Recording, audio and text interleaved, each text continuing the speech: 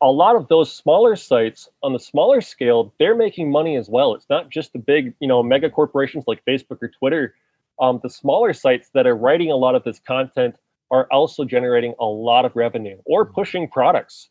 With the 5G stuff recently, I mean, there's so many products being sold and marketed to people that are really worried about it. Granted, there might be some legitimate concerns, but there's also a lot of money. So whenever you're reading these articles, you have to kind of look at, why did this little company decide to write this article? What was the purpose? And maybe what are they benefiting from writing these things as well? Fitness and wellness expert, naturopath, and adventure enthusiast Wendy Pett. And my husband, Todd Isberner. He's a fundraising guru, men's mentor, and Bible scholar. And as a couple, we're going to share riveting breakthrough stories from our guests who've experienced the meaning of a changed life. Our hope is that you will be inspired, equipped, and entertained along your own life journey. So lean in, listen well. This could be your biggest breakthrough.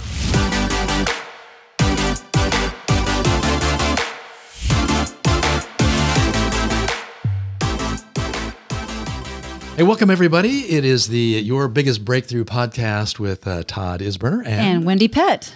Yes. Wow, we are really, really looking forward to today because I think it's a discussion that is going to open up our eyes, open our ears, and maybe even bug a few people. And maybe open up our hearts. Yeah. Yeah.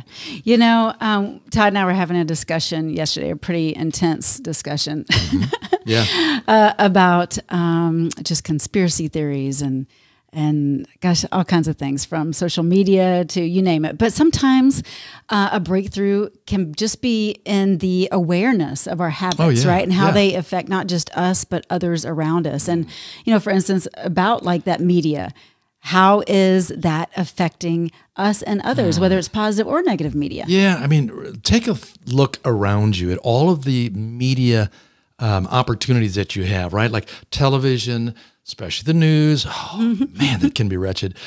Movies, radio, social media, even certain podcasts. Oh, no. Did I say podcasts? You did. Except for ours. No, not ours. Okay. Keep on listening. But I mean, some of that can be very, habit forming, very addictive. And our media habits, really, if they start consuming us, we get in trouble in a hurry. It could consume us. Yeah.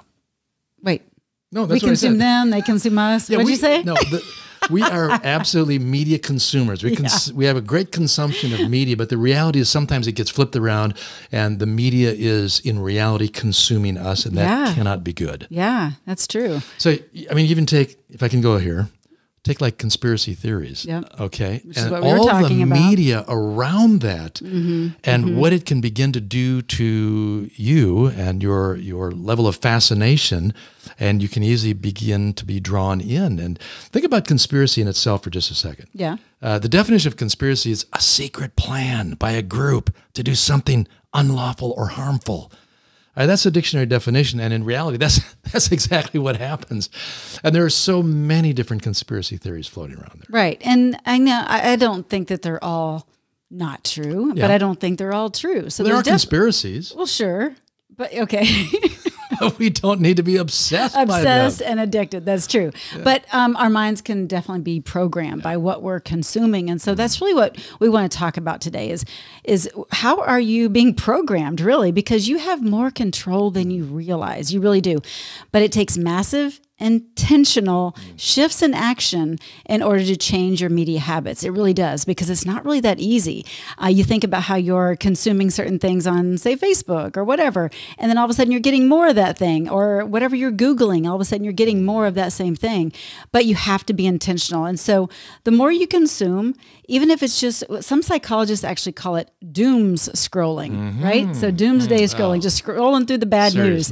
Then the more you become obsessed and addicted, and you want to consume more. So, well, it's truly amazing how habitual it becomes, and you don't even know it. Before you know it, you are practicing habits that don't lead to your good. In fact, oftentimes the opposite, and it begins to affect you in very noticeable ways, and usually negative ways.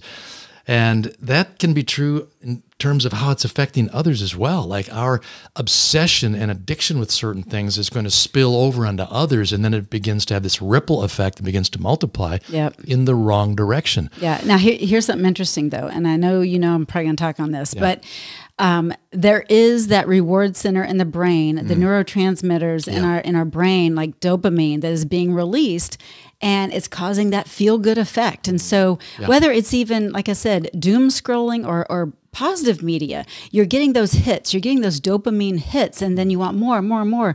And then pretty soon, a serotonin works in there, and your adrenals, all that starts to work together. And then pretty soon you become depleted. And then people wonder why they're tired or unhealthy, and they're eating poorly, and they become obese. They become, all these different diseases start to spiral out of what we are consuming, oddly enough. Wow. Yeah, you're right. Wow, I'm feeling bad already because... No, don't feel bad. This is about awareness. No. Yeah, this is absolutely true. So what we want to do in this podcast, we're going to bring in our special guest in just a moment. Micah Mitlyng is with us, but I just want to sort of forewarn you, what we're looking to do with you today is to develop a heightened awareness of what's going on around us in terms of our media consumption habits. So you don't get seduced. Correct. And then we want to offer some suggestions on how to counter that, because you cannot escape it unless you're very intentional and very aware and then have a plan to counter it. So let's get Micah in here, because he is a fascinating young man. Yes, he is. Hey, Micah. Hey, how you doing? Welcome. Thanks for having me. Micah is worked with both Wendy and I in terms of some online marketing things and some other projects. And so, we kind of know him well, too. Well, being that he's my nephew. Hello. Yeah, we have a pretty good relationship. There is that. Yeah. We got history, buddy. We got history. Yeah, together. we do. We sure do. But Micah knows all too well what being seduced into certain media can do, not only to that person, but how it affects others around them. And so Micah really... We were talking yesterday, and this kind of triggered this whole... Well, yeah, we got really fired up yesterday. We did. We got really fired up. Yeah, you did. Because it's nice to talk with someone else who starts to kind of agree with what you're thinking is, so you don't feel like you're a real basket case because you're moving away from all of the media influences. Sometimes it makes you look a little bit like an oddball because everybody around us does nothing but talk about what came across the Twitter feed, the Facebook feed, the Instagram feed, the Fox News, CNN. Yeah. I mean, from politics to healthcare to you just get bombarded. Mike, I told you yesterday that I have a friend who literally gets up several times during the night to check the Twitter feed. To see what more information and input he can get, which is now really shaping the way he thinks. Exactly. All right, talk to us, because you've seen this firsthand. Well, that feeds in directly what Wendy was saying with kind of the dopamine response. Kind of those dopamine hits that these social media platforms are designed to really give you with the notifications and the ring dings and the beeps and the bops, It really kind of feeds in that dopamine levels. But yeah, I guess I just really want to start with sharing about my experience with my father, Jerry, who passed away 2 years ago, but from Alzheimer's. But to be honest, I felt like I lost him years before that happened. 2 conspiracy theories. And it was kind of a slow build. It didn't happen overnight. It was kind of like years and years of kind of becoming more and more obsessed and kind of almost losing control of who he was and almost losing his identity to these conspiracy theories. He became basically in the end completely obsessed until he eventually passed away and was consumed by Alzheimer's. But before I kind of talk about that, I want to just actually go back in time to when I was a little bit younger. My stepmom recently, she sent me this document that my dad had filled out. I think it was at a Bible study. It was at a Bible study or something, maybe a goal setting session. So can I put a pin in that really quick, Micah? Yeah, of course. Yep. Go ahead. Because yes, your father is a believer. Yeah. He loves the Lord, so that's the little caveat here that it's no one is immune. No one is immune. Yeah, he worked as a head of security. He was an ex-police officer, ex-military. He served in the Air Force during Vietnam. And then he was a police officer for several years after that. And then he worked as head of security for a church that we probably all know of here in Minnesota. But yeah, it was during this time he had just started going to that church, and I think it was just a couple years after I was born. And this note that he was writing was the goals that I want to set for myself for when I am 65 years old. That was the title of his of this kind of goal setting document that he filled out. Yeah. And in that document, it just really hit a nerve in me, because it was how I remembered my dad before conspiracy theories kind of took over his entire life. And in this this kind of document, he details out goals of him wanting to be a handyman when he's 65 to help the elderly. He wanted to volunteer for Bridges of Peace. He wanted to get remarried and to spend time volunteering with his new wife, but so much of his goals at that time were so outwardly focused. It was the dad that I remember that was caring and loving and looking towards other people's needs, and really wanting to help other people. And unfortunately, what happened in reality was he got very involved in political conspiracy theories that kind of snowballed into a wide range of other conspiracies. And he found, I would say, a community and friends that were very like-minded to him. But eventually he pushed away pretty much everything that was, and everyone that was close to him. Even me, at some point, when I was growing up, you kind of look at your dad like he's Superman, right? Like you look at him and you go, wow, this guy, he knows everything. I'm a dad now. So I can kind of relate to that a little bit. But I remember looking at him when I was younger and just going, wow, he knows everything, and he would share little things with me, and I just took it all in, and I believed everything he said, and he kind of, at that point, was just kind of getting into it. Like, just a wide range of conspiracies, anywhere from aliens exist to the Russians and the Chinese. He was very worried about a pandemic about to hit, which actually did happen quite a few years later. Yeah.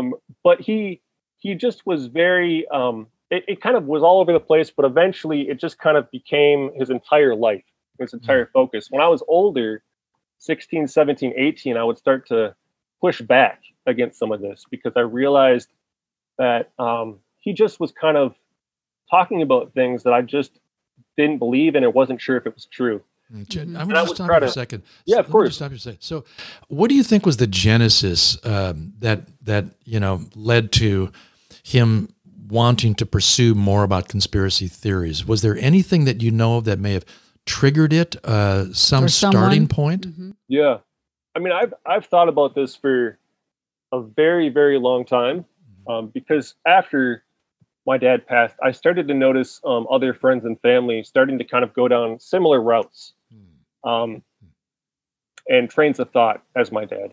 And so I've spent a lot of time kind of thinking of like, why, what triggered him? What did this do for him? And I think that one of the main things that it did, and I think I've kind of come up with three different things, but I think one of the main things that I probably realized the most recently is that, in some sense, I think he really wanted to believe that there was somebody that was in control and that kind of saw the bigger picture and saw things that were going on. Because I think he felt very out of control in his own life. And I think that this was kind of a way to kind of separate from that and almost live in a fantasy land, but where he could, where things were more structured and things had a reason. Right? Exactly. Like, things that are really complicated and nuanced and a lot of gray areas, they could kind of be easily defined as kind of good and evil, black versus white, red versus blue, just very, very separated and kind of compartmentalized, oversimplified solutions to very complicated problems. And I think that brought him a lot of peace, or that's what he was trying to attain. Yeah, yeah. Which is probably true for a lot of people. They're looking for something, understanding. Right?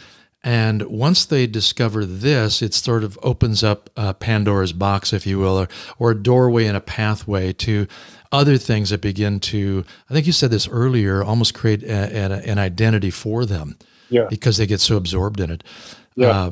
So you're 18, 19, right in there, and you're thinking, nah, this is not adding up for me.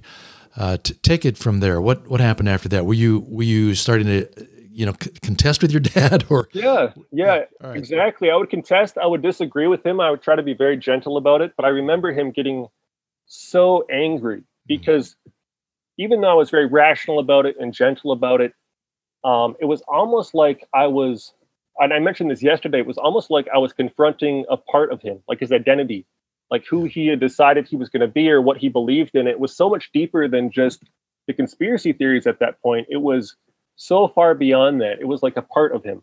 Yeah. And so I remember we would get in massive fights, and to the point where I just gave up. I towards the end, especially when he began to have Alzheimer's, or show symptoms of Alzheimer's, I should say,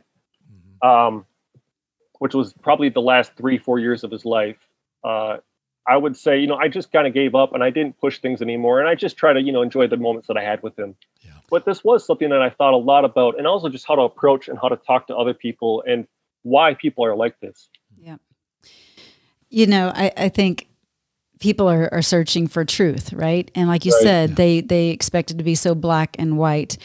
And Jesus told us not to worry about tomorrow, to just be present and in the moment today. So whether or not these conspiracy theories are real or not, okay, that's like, I don't know, right? We don't know. But I'm not going to be so obsessed and consumed by it that it controls me and the enjoyment of life, right? And how just how I show up with others. And I think that's what that's where the problem lies right now, is that a lot of people are showing up and it's affecting others in the way that they're believing.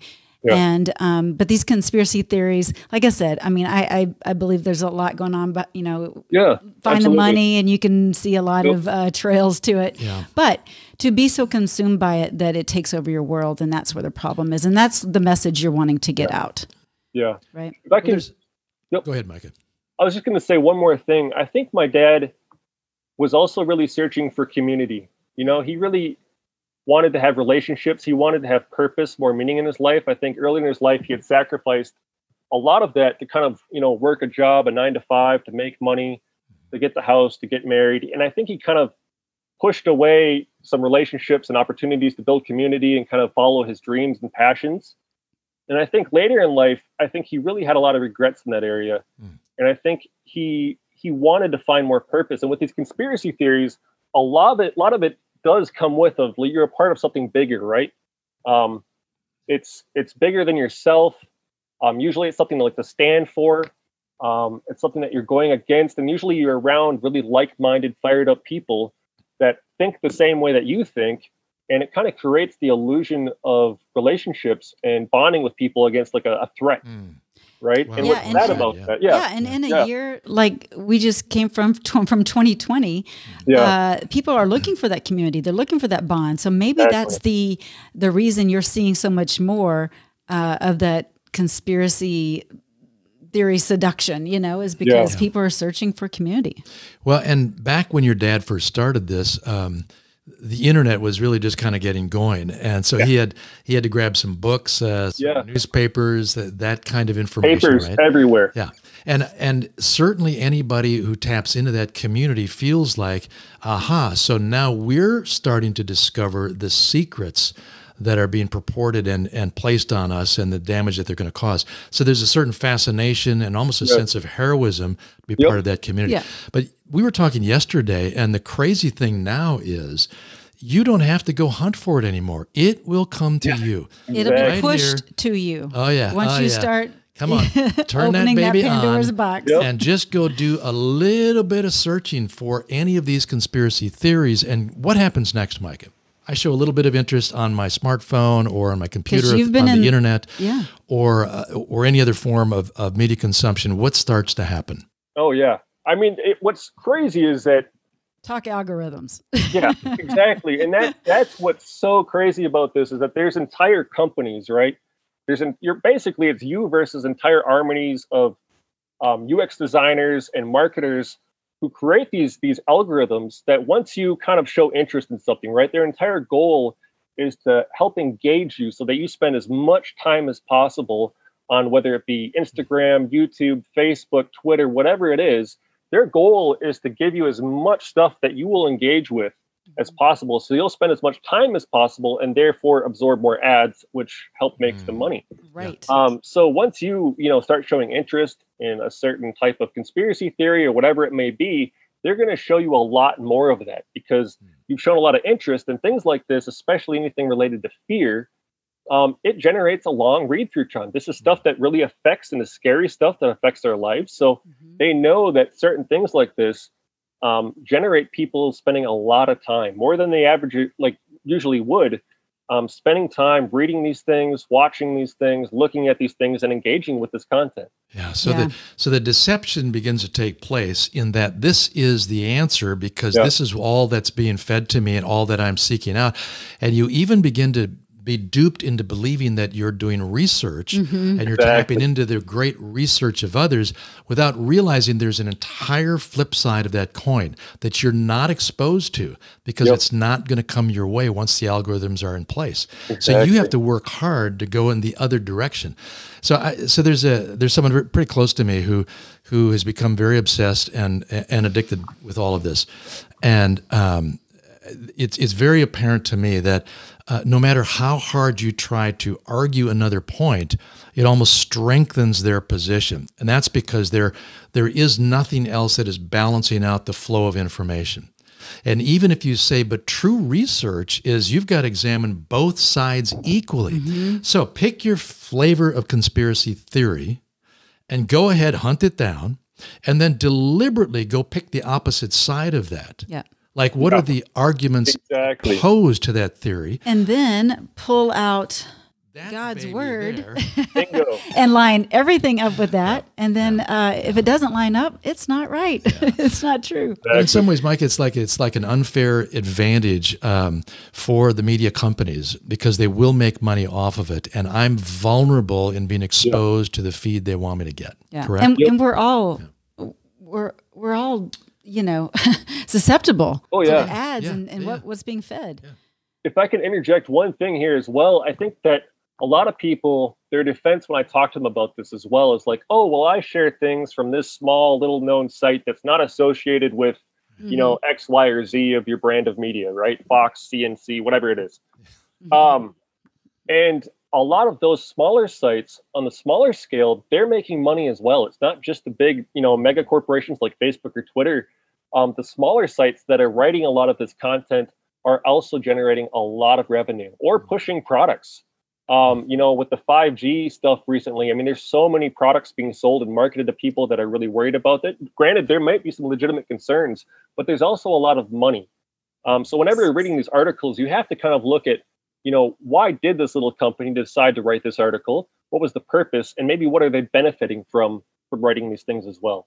And I think a lot of times that gets sponsored the article, right? Who paid for the article? Yeah. Exactly. And you know, and your phones, your Alexas, your whatever, they're all listening.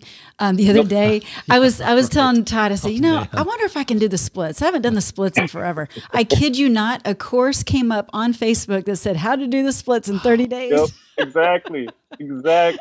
And so, yeah, so even what you're speaking and talking, just, you know, flippantly, it's going to pop up. So, Mike, I want to ask you a couple of things. One is, how do we heighten our awareness so that we're not so susceptible and vulnerable to end up sliding down that pathway? How do we heighten our awareness to get a more balanced view? Yeah, and I would say that's the hard one, right? Because we're spoon-fed all of these ideas and all these things, and it's so easy.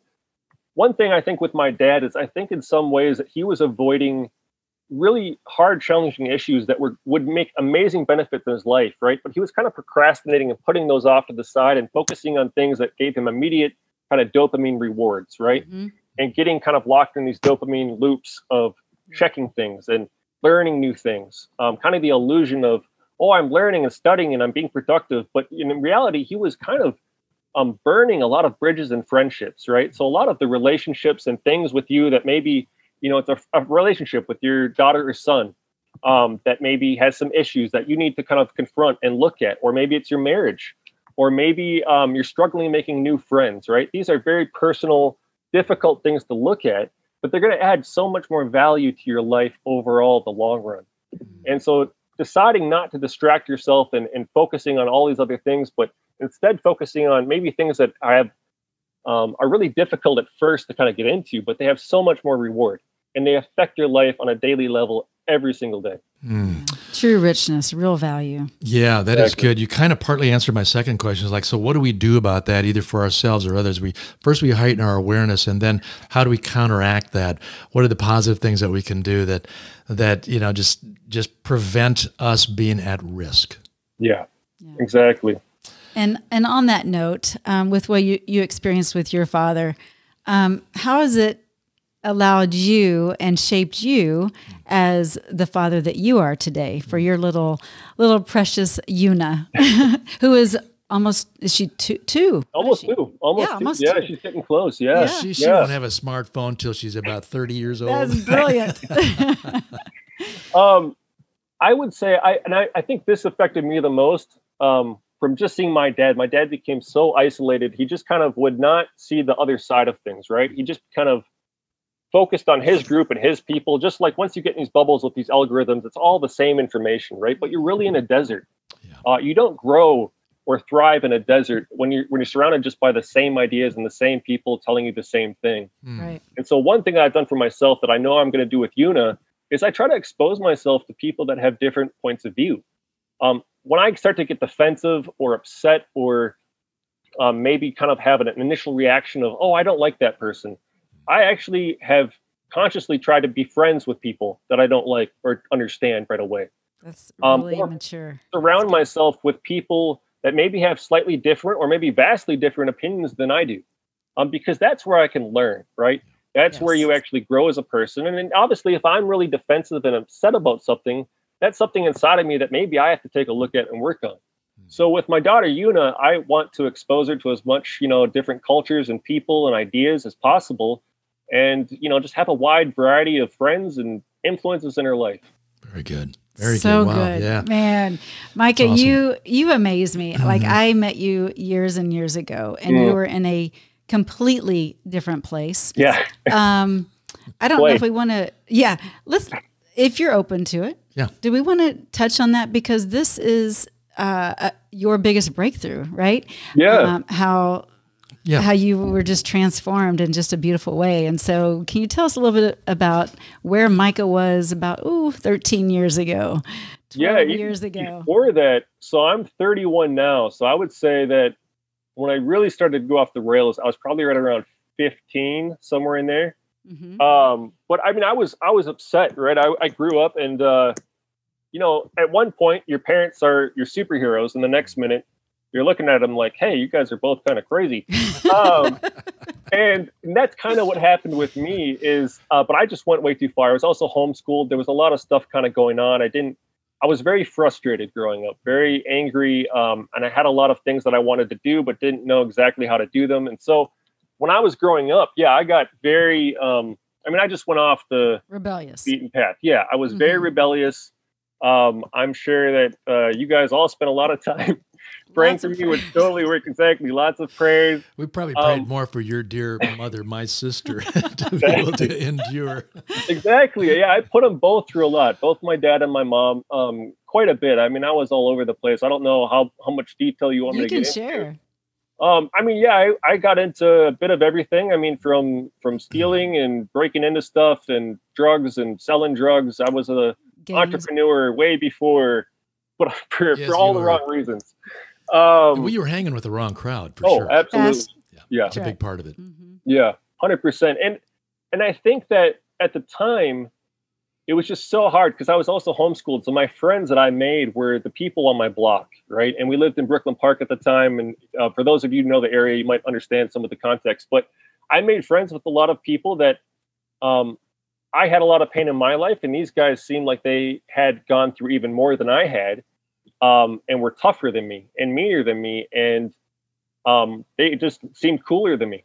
So I hung out with them because I wanted to be more like them. But that ended up taking me a whole another road that probably was not to anybody's benefit. I learned a lot along the way, though. Yeah, you did. You picked up a lot of things, good and bad, and lots of lessons learned. But what was the turning point then when you turned away from that and you turned toward God?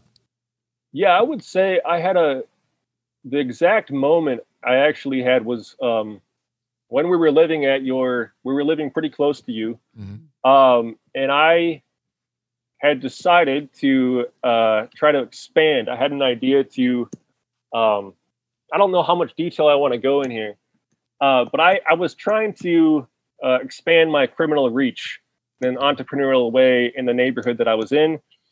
And I had this whole plan. I had everything planned out. I just had it all down. And I was executing on that plan. And I had a moment where I was actually breaking into a place and I was stealing some supplies that I needed for another portion of the plan. And I was walking away from it.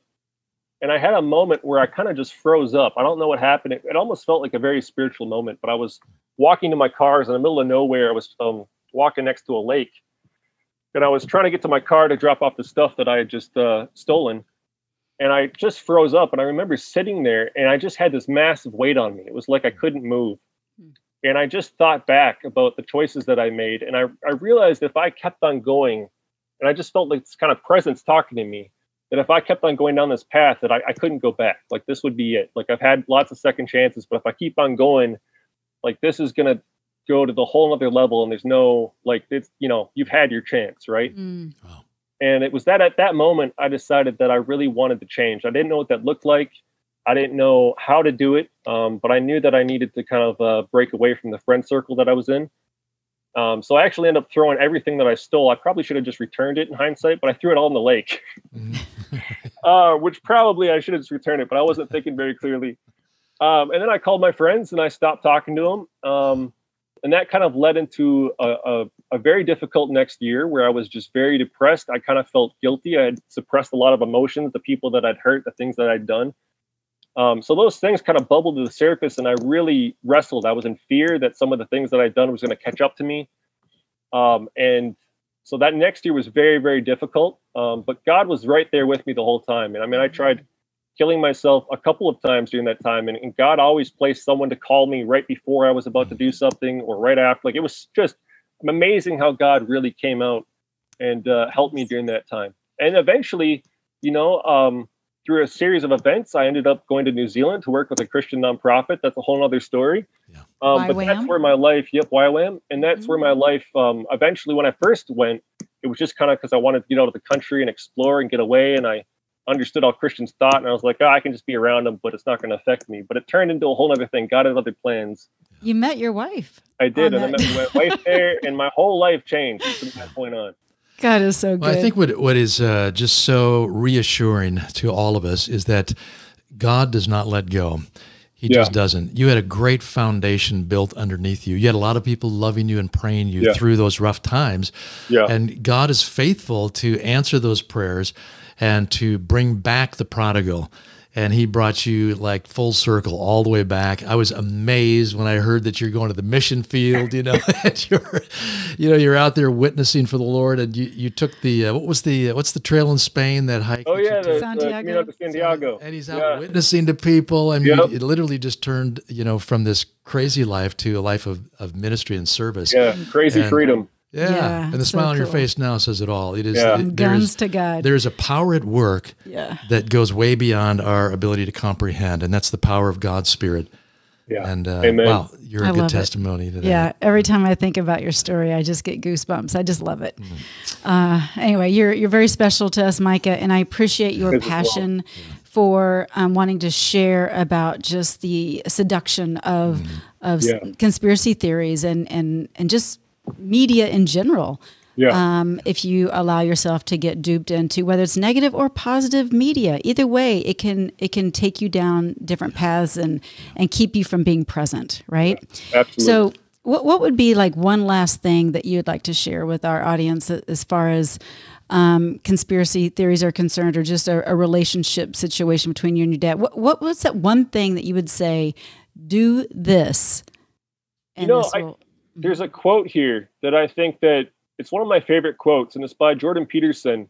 But it just says it's more important to notice when you're wrong than to prove that when you're right. And that just means so much to me. I really think that just try to have more empathy and understanding, right? And be aware of all these forces that are at play for your attention, right? Trying to pull your attention in one way or another.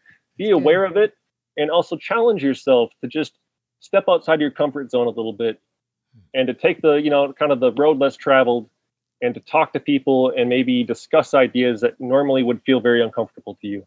And it's great advice. That is so good, Micah. That is so good. Thank you, Micah. Thank you Big so time. much for being with Thank us. you. Bless you. Thank you for having me. Yeah, we'll talk to you soon. man. I You're a love you blessing. guys. Thank Take you. care. Bye-bye. Love you too. Yeah. Wow, huh? Well, you know, my what I goodness. love hearing from Mike is he has firsthand experience, and it's made him very wise at a relatively young age. And I think we're extraordinarily blessed to have people around us. Of him. Yeah. Of God and what he did through him. So, when we talk about conspiracy theories, there really is one for certain that we know of. And this one goes beyond a doubt. You don't have to believe it, but I'm telling you, it is a reality.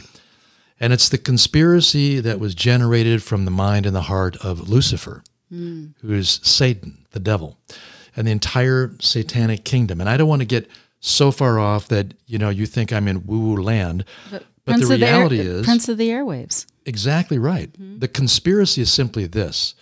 The devil is out to destroy, to kill, to steal. That's his plan. And his plan is aimed at those who are targets of God's love. So he will do anything in his power and in his conspiracy with demonic forces to try and draw people away from God. It's just that simple.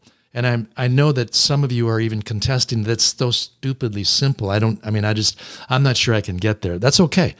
But if you believe in God, and if you believe that he's revealed truth in his Bible, in the Word, then as you read, you will see the outplay of demonic forces in this conspiracy theory to come against those that God loves. Right. He will do what's in his power. Now, having said that, I also remind us that media, just like you said, Prince of the Airwaves, is a phenomenal tool in his hand. Yes. Talk about a weapon that he can use to distract, to destroy, to mislead, to confuse, to pepper us with thoughts that are opposed to what God's truth is all about.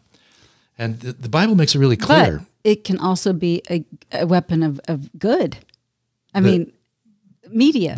Yes, absolutely. I'm sorry. You're absolutely right. Yeah, the media can be used for good. Right. And we have to be discerning in that, right? Right. But the Bible's also clear that we're not waging war like we think we are. These are the unseen powers, right? It's not a fleshly battle of people that you can see. This is an invisible world that we're waging war. But the weapons of our warfare, the Apostle Paul says, are mighty for demolishing arguments and every pretension that sets itself up against the knowledge of God. And we can, as a result, take captive every thought and make it obedient to Christ. Yep. I feel like I'm starting to preach, and I don't mean to do that, but I do want us to be aware there's a conspiracy theory. It's a demonic, satanic plan to take you out. Yeah, and a lot of people don't like to talk about that. Let's get real. It's like, ooh, but it is the reality. Yes, we can't see it all. We can't see airwaves. We can't see any of the things that are going on, right? So we can't see the spiritual either. But it's there. And so we just need to be aware and not get seduced or deceived or any of that. So the more we just check our heart and check God's word with, is it in alignment with what I'm feeding my mind and feeding my soul? Is it soul food when it comes to media? And if it is, great. And I'm not saying just camp in that one little spot that feels good and all happy. No, definitely, you'll know if it doesn't feel good, right? Have that check and listen to that check and go to what is wholesome and holy and complete, right? Makes you feel good. Yeah, we give God honor. Just as you and I were talking about yesterday and then thinking a little bit about today. So how does that affect us and what do we do about that? Yeah. As we go into this new year. I just want to run down five quick, simple little suggestions that you and I are implementing. And the first one is just self-evaluation. Let's just get honest with ourselves. Where are we at? Just a quick checkup on how much media do I consume? Because you were letting me know that I consume a little too much. And I do. I really do. Like, how many social media platforms do you have on your phone? Honestly, even these new ones. And I'm like, I guess I got to get on there. Anyway, but here's something practical. We just did this. Just check the stats on your phone. You can do this in your settings. Go look to see how much time am I actually using my smartphone and where am I spending my time when I'm there. Well, and the average person is picking up their phone 75 to 100 times a day. And I actually think it's more than that to check their phone, their emails, their social media. But yeah, if you just go to your settings and then go to screen time, you go to settings if you have an iPhone and then go to screen time, it will tell you. Like right now, so far, I've already been on 36 minutes. Yeah, okay. Well, this is a good 36 minutes. Oh, wait, no. It just changed. An hour and 23 minutes. But here's what's crazy. I just read this morning, and you can go Google all the stats on where we're at on media consumption. Do you realize that the average American is spending over 12 hours a day exposed to media? Crazy. Now, that includes, our smartphones, our computers, our TVs, our radios, but that is a ton of time being absorbed into media. Yeah. They're saying even the phone is like, 5.5 hours of that? So 6 hours? Yeah, and it varies, based on the age group. Right. It's just really, it's important to take a quick self-check on where we're at with that. Number 2, self-control, discipline. Really retraining ourselves to not become so dependent upon the media around us. And I mean, especially with the social media where we're constantly in front of our phones. And for a while, we were becoming like news junkies before the election in 2020 and the Finally, virus. Finally, we're like, turn this off. It's like craziness. I don't care which one you go to, right or left on the news feed.